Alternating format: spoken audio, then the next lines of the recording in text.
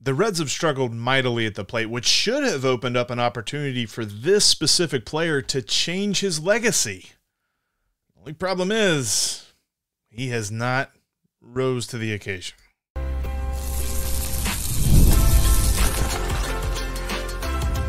You are Locked On Reds, your daily Cincinnati Reds podcast, part of the Locked On Podcast Network, your team every day. You are Locked On Reds, and welcome in. My name is Jeff Carr, and I'm glad you're alongside me today. I have loved the Cincinnati Reds since birth. Seriously, I got the baby pictures to prove it. And this is my 6th season hosting the Locked On Reds podcast on a daily basis. We are part of the Locked On Podcast Network, your team every single day. Locked On Reds is for everyone. We try to be positive about our favorite team because, well, let's face it, that's the road less traveled these days. And every day we're going to discuss the big thing on every Reds fan's mind. We'll dive into geeky numbers and overreact to everyday movements of the marathon that is the MLB regular season. I'm glad you're with me here today because I'm going to look at a possible trade that the Reds could do later on in today's episode. I'm going to tell you why Nick Martinez isn't as bad as a starting pitcher as you think. He's just unlucky. But we must start first with the player who honestly has had a real shot to be a hero so far this season, and he's not taking advantage of it. Before we do that, I wanted to let you know today's episode is brought to you by Game Time. Download the Game Time app and create an account. Use the code LOCKEDONMLB for $20 off your first purchase. Terms apply. And let's start first with the man who is not rising to the occasion. And this kind of stinks. I try to bring positivity as much as I possibly can. I mean, the Reds lose again last night, 7-3. They've lost 8 of their last 9 home games. They've lost 16 of their last 20 games overall. This has been a horrid stretch for this team, for the team that had expectations to take a step forward this year, to be a playoff contender, to even contend for the division. Now, injuries have played a part in that, but there are still some guys that have the ability to step up. And I'm looking squarely at the guy who, if you're watching on YouTube, you can see him on my shirt, Jonathan India. And if you're not watching on YouTube, it's Jonathan India. Jonathan India has not been a part of the solution this season, and that's disheartening. We're talking about a guy that he was the rookie of the year. He had a real shot to maybe flip the script a little bit this season. His last 2 years has been marred by injury. He's been marred by ineffectiveness largely, but he's not a part of the solution right now. And that is kind of what sort of, I don't know if it vexes me, but it's a bummer. Let's put it that way, because we're talking about a guy who, after his rookie season, it was clear he's going to be the leader of this ball club. He's going to be the leader of the core group of players into the next era of winning Reds baseball. And he's been anything but that for the last 3 years. And look, last night was a tough game where I don't necessarily know you can blame the lineup. Padres went off. Every single thing that they touched with the bat found a hole, found a gap, and turned into a base hit for them. And they got 7 runs on 14 hits, absolutely clobbered Nick Martinez. However, Nick Martinez was getting unlucky. We'll get to that a little bit later on. But this lineup continued to really just disappear for long stretches. It looked like they might try to come back later on in the game, but then nothing happened. And this has been a similar narrative this year, that the Reds need someone else besides Elly De La Cruz to step up. And it's never been consistently the same person. It feels like for a small stretch, that was Spencer Steer. For a couple of games here and there, it's been Jeimer Candelario. Jeimer Candelario was the only guy that was really hitting the ball hard last night. But Jonathan India has not been that guy. And coming into the offseason, we looked at him and we said, all right, well, Matt McLain's playing second base, so don't think that's going to happen. So are you going to move him to DH? Well, you got plenty of guys you can put in the DH spot.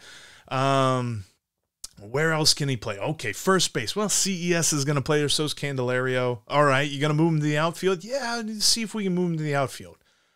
And then all these injuries happen. And amid trade speculation where, honestly, at the end of the day, we said, boy, it's a good thing that the Reds didn't trade Jonathan India with all these injuries. But what would they have gotten for him? Would it have been better? Because it certainly feels like they've missed that window now. I don't know what you trade Jonathan India for now. Like, he's becoming a change of scenery guy. And after winning the Rookie of the Year, that's just a huge bummer. But, and I hate to start the show off on this foot today, really. I mean, the Reds losing, it's not as if we were going to find a whole lot of happiness to start the show with, but I find this interesting because nobody's really talking about Jonathan India. So far this season, Jonathan India's statistics have been kind of bad. Okay, not kind of bad. He's slugging under 300. He is a light-hitting second baseman right now. And his batting average is super low, 212. Not going to help. He has just 6 extra base hits on the season. And when you look at his Baseball Savant page, I always try to do this to be like, okay, well, let's look at the peripherals. What do they say? He's not hitting the ball hard. He's hitting below league average on the average exit velocity. The league average is 88. He's at 87. He gets on base just under a third of the time, and his plate discipline has been immaculate. There's no doubt there. He's been fantastic at the plate as far as pitch recognition goes. But it's when he has to swing the bat, he is not a threat to the opposing pitcher. And that, more than anything, has been the biggest disappointment because his glove was never going to be the best part of his game. We know this. Even during his Rookie of the Year campaign, he was just average at second base. So he's got to hit to be valuable. And he's not doing that. In fact, I mean, you can expand this performance out because, you know, we always say the thing, right? Like small sample size. If we get too excited about a guy in a small sample size, we try to temper our expectations. If somebody's doing really bad in a small sample size, we say, look, he's still got plenty of time to prove us wrong. Let's expand this out to a huge sample size. 3 years, the last 3 seasons for Jonathan India, 1,134 plate appearances. That ain't a small sample size.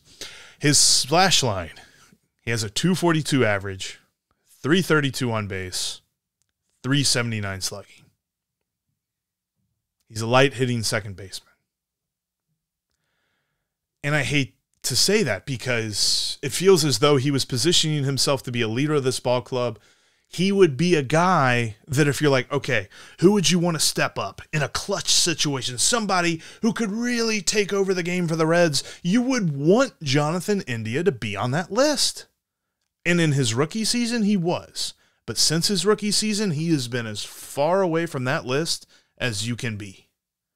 Because right now, on a healthy ball club, the performances that he has put up over the last 3 years, he is a bench bat. And he's a bench bat that lacks pop. So that's kind of tough. I mean, even over the last 3 years, those 1,134 plate appearances, even then, his average exit velocity is still 87.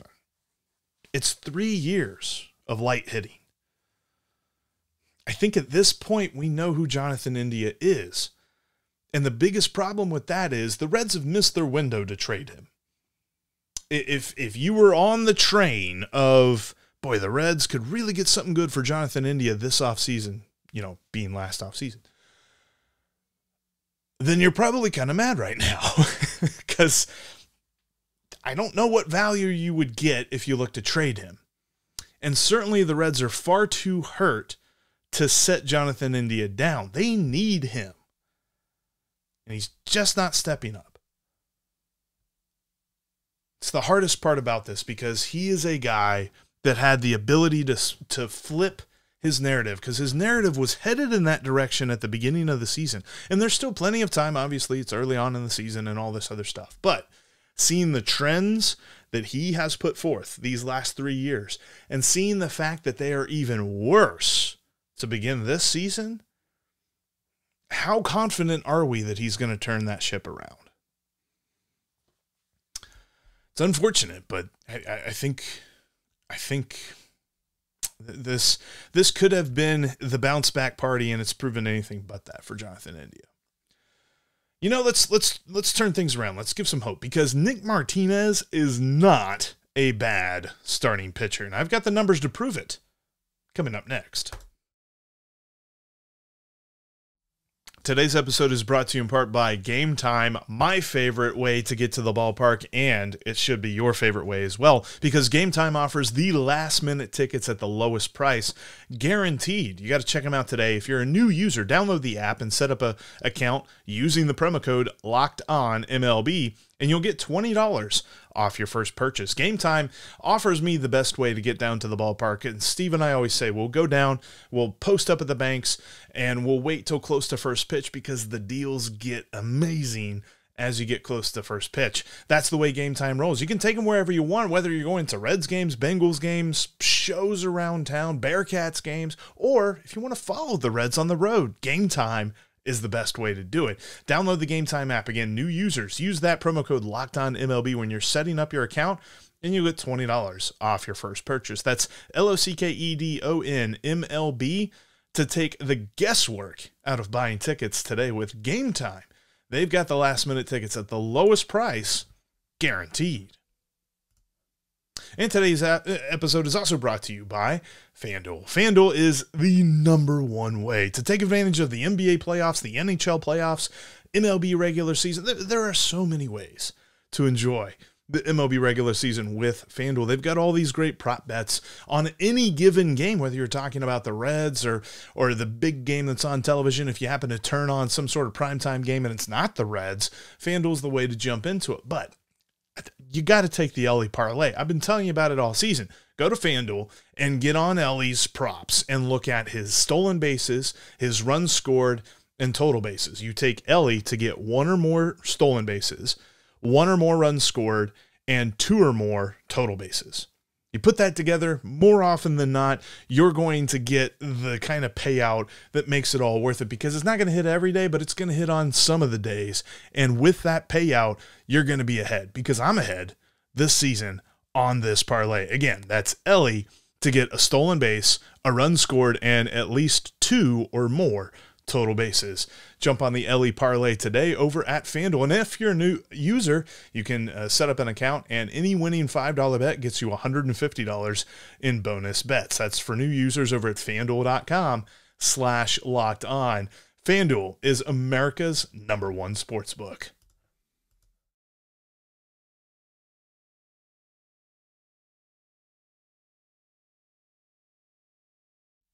You've got to check out Locked On Sports today. It's a free 24/7 sports streaming channel programmed for you every day to bring you the biggest sports stories. Locked On Sports today brings you can't-miss analysis, opinions, and news, streaming 24/7 on YouTube or the free Amazon Fire TV channels app. It's part of the Locked On Podcast Network, your team every day. And speaking of everyday, shout out to our everydayers out there. You are what makes this show go. And if you're not an everydayer, make sure that you subscribe on your favorite podcast app and on YouTube. Subscribe on your favorite podcast app in case you can't watch us on YouTube and you're taking us with you on your drive or on your run or something like that. We are available everywhere you get your podcasts, and always for free. All right. Let's dive into a little bit of positivity. First segment, a little bit of disappointment. Second segment, let me give you a little bit of hope, because last night, Nick Martinez didn't have the greatest of starts. But if you look past the one number everybody can't look past, earned runs, if you look past that, you see a guy that's actually a pretty decent pitcher. Earned runs are partially a pitcher's fault, but it also requires the defense to be making plays behind him, and it requires a little bit of luck, or in this case, unluckiness, because Nick Martinez as a starter has been unlucky. Let's break this down though, because he has pitched 6 games as a relief pitcher, and he's pitched 5 games as a starter. In 6 games as a reliever, he's tossed 17 1/3 innings, only allowing 2 runs on 10 hits and 2 walks, compared to 14 strikeouts. It was pretty good. And then 5 games as a starter, you look at that, 25 and 2/3 innings pitched with 21 earned runs allowed on 39 hits with 4 walks and 17 strikeouts. Obviously, he's better as a reliever, right?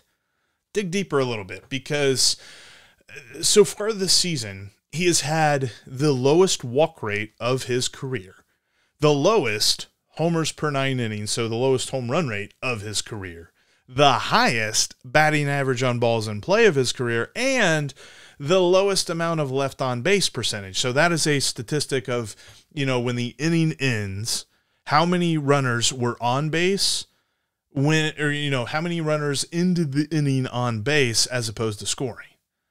And if you end the inning without giving up any runs and there's guys on base, then your left on base percentage is 100%. His left on base percentage for the season so far, 61%. League average is somewhere in the 70s. So he's getting unlucky. This is a real thing. League average batting average on balls in play is .299. His BABIP as a starter is .395. Do you buy that?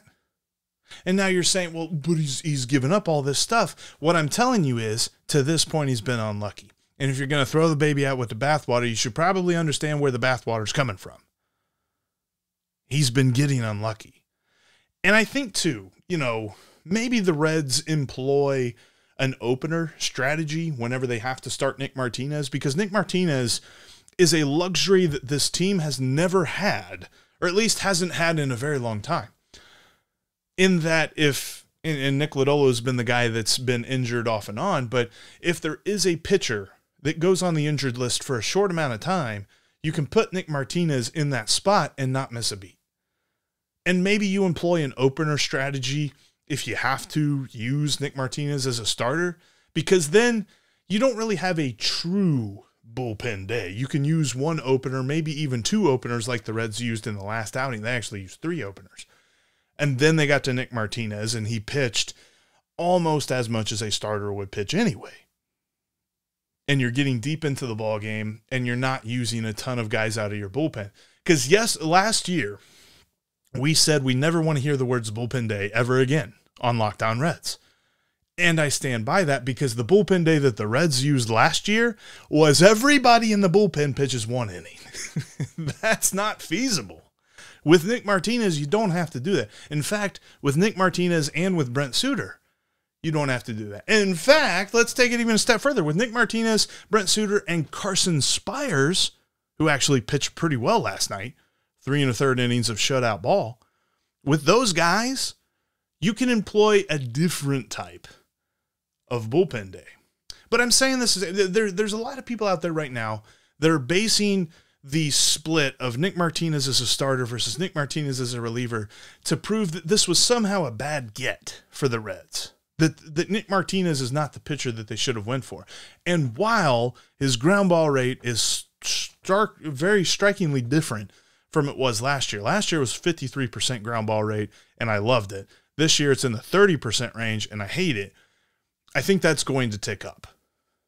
We see him being very good at limiting hard contact and forcing weak contact. It's just he's getting BABIP'd to death every time he's out on the mound as a starter.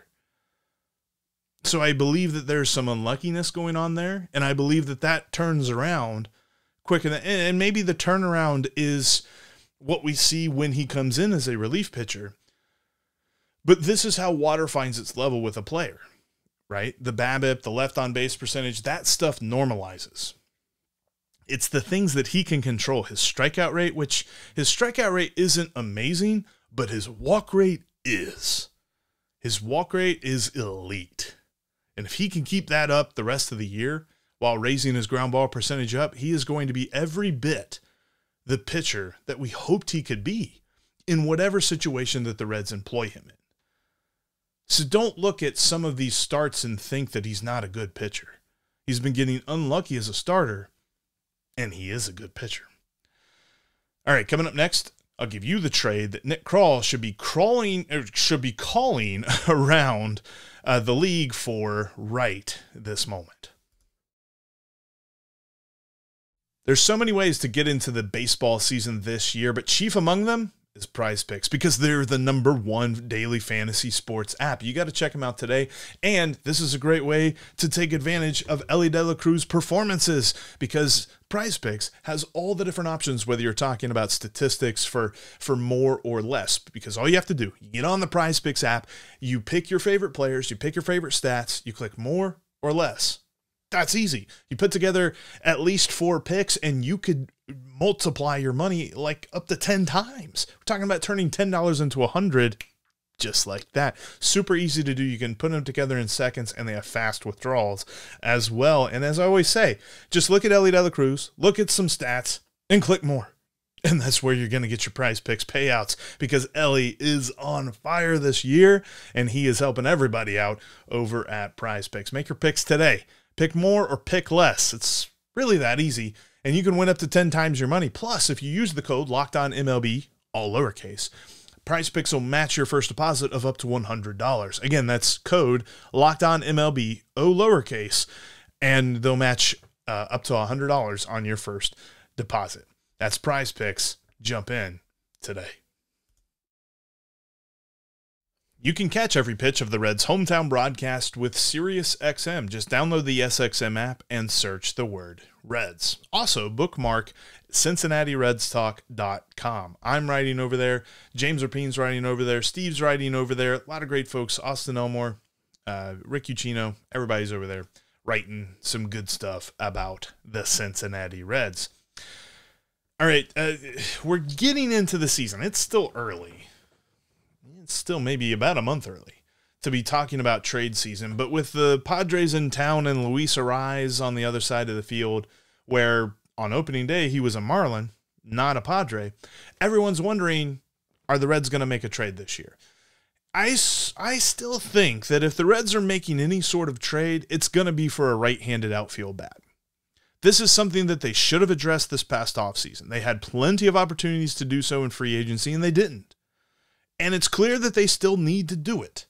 There's not a situation here where I'm thinking that the Reds are good with the right-handed outfield bat, because they continually employ another left-handed guy in the outfield on the bench. Whether it's Connor Capel or Nick Martini, they keep having their fifth outfielder as a right-handed bat. So if you go trade, or as a left-handed bat, so if you go trade for that right-handed bat, I feel like you stabilize this outfield.